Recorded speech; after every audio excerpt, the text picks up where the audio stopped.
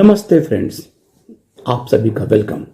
Friends, हमारे bank retirees का pension updation के बारे में डेली कुछ न कुछ, किसी का राइटर, किसी का लेटर, कोई वित्त मंत्री को लेटर लिखता है, कोई सीजीआई को, कोई हमारे एक्टिविस्ट जितने हैं, डीएस मूर्ति साहब, सीएन वेणुगोपालन साहब, कुछ न कुछ राइटअप, कुछ न कुछ पत्राचार करते रहते हैं।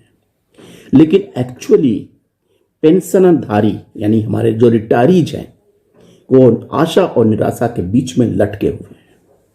कभी ऐसा लगता है कि सच में पेंशन अपडेशन होने वाला है, हो जाएगा।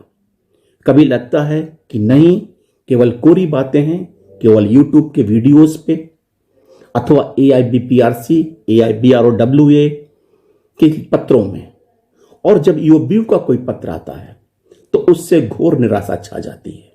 कभी वो कास्ट की बात करते हैं, कभी मैंगो ट्री की बात करते हैं, कभी पास रिटायरीज की बात करते हैं, और फिर जब हमारे AIBPRC, AIBRWA या मिस्टर डीएस मूर्ति साहब का पत्र आता है राइटर, तो लगता है कि नहीं, कुछ होने वाला है।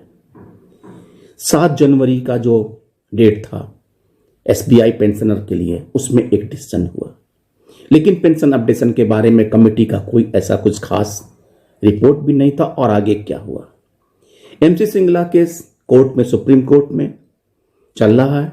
उसमें DFS ने क्या अपना रिपोर्ट सबमिट किया, किसी को पता नहीं। वो डेट पे डेट चल रहा है। अगला डेट 21 नवंबर को है। एक उम्मीद की आशा बंधी है। फिर बीच में कभी आता है डीएस मूर्ति साहब का कि RBI पैटर्न पे पेंशन नहीं होना है, तो फिर इस फार्मूले पे होना है, तो कोई दूसरा फार्मूला आता है। उस फार्मूले के कल हम करते हैं, उसमें हमें कभी घाटा लगता है, कभी फायदा लगता है। फिर यूपीयू के, AIBA के जनरल सेक्रेटरी का लेटर आता है, हम आपसे इनवाइट करते हैं सजेशंस पेंशन इम्प्रूवमेंट के लिए। फिर उसमें बातें आती है 8088 पॉइंट मर्जर की।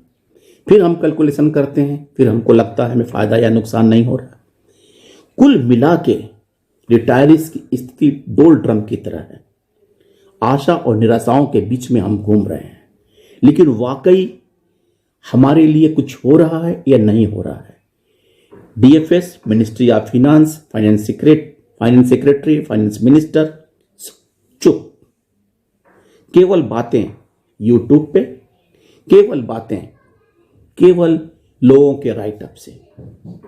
सैकड़ों चिट्ठी, सैकड़ों पत्र DFS को, प्रधानमंत्री को, वित्त मंत्री को, और हमारे जो AIBPRC के लोग हैं वो तो 5-5 पेज का लंबा लंबा पत्र लिखते हैं।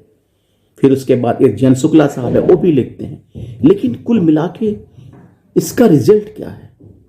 आज तक इसका रिजल्ट अभी तक तो कुछ नहीं दिख रहा।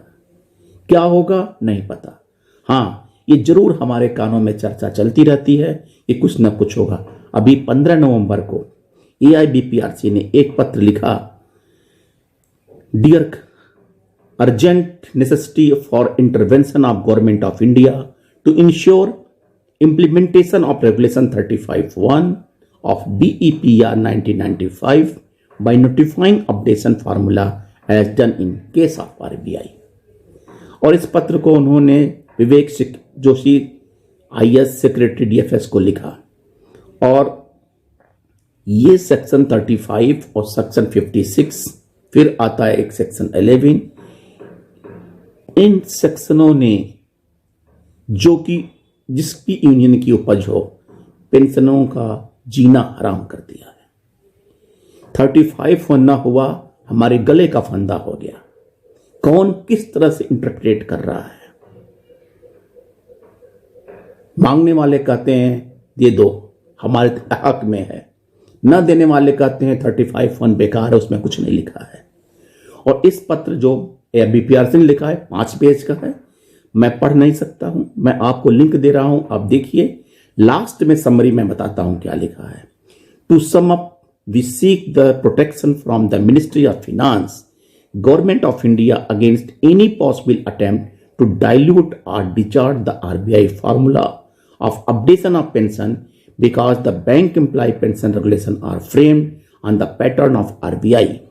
We request to you see that updation is done exactly in the same way as done for RBI pensioner.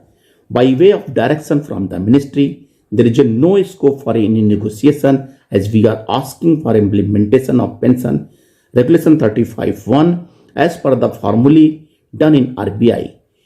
If any discussion is required, it has to be with apex level bank pensioner and retiree organization who are the real stakeholder, the bank pension and the retirees.